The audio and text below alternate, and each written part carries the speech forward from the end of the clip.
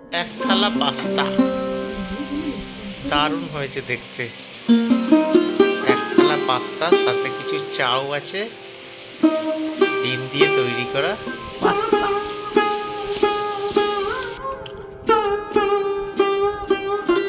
ডিম,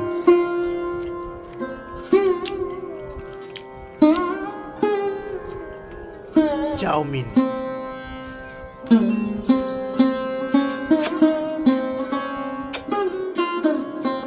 পাস্তা নিজের হাতে বানিয়েছি।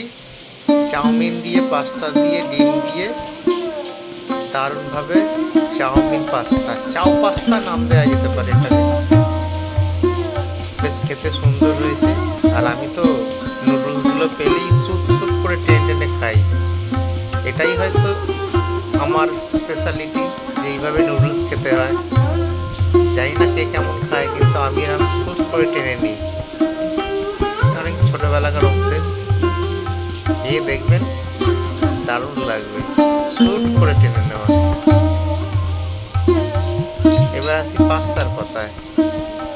পাস্তা দিয়ে পাস্তাটাকে সেদ্ধ করে নিয়ে, চাউমিনটা যখন জলটা ঝরানো হবে সেদ্ধ করে, ঠিক সেই সময় দুটোকে দিয়ে, ডিম দিয়ে ভালো করে নেড়ে চেড়ে নিলেই হবে। যেরকম চাউমিন তৈরি হয়, তার সাথে পাস্তা দিয়ে হেভি খেতে হবে।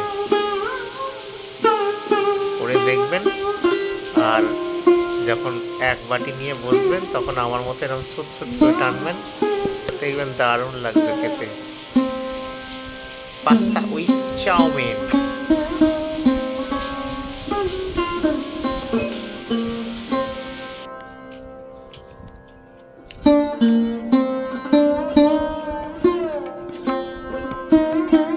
সাধারণত যখন এরকম খেতে ইচ্ছা করে তখন আমি নিজেই বানিয়ে নিই পাস্তা, চাউমিন, ডিম দিয়ে, সাথে একটু ছোটো ছোটো করে আলুও কেটে দিই, পেঁয়াজও কেটে দিই, সব সমেত।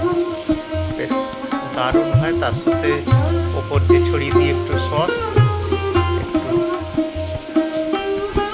সোয়া সস, কাঁচা লঙ্কা। দারুণ খেতে হয়, করে দেখবেন।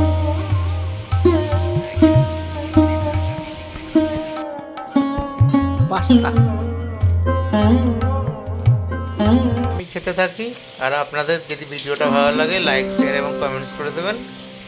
সাবস্ক্রাইব করতে ভুলবেন না। আমি রঞ্জন ব্যানার্জি, আমার ইউটিউব চ্যানেল পথভোলা রঞ্জনের সাথে আবার কোনোদিন কোনোখানে এরকম খাবার ভিডিও নিয়ে আপনার সামনে হাজির হব। ততক্ষণ আপনার কাছ থেকে বিদায় নিচ্ছি। নমস্কার, ভালো থাকবেন।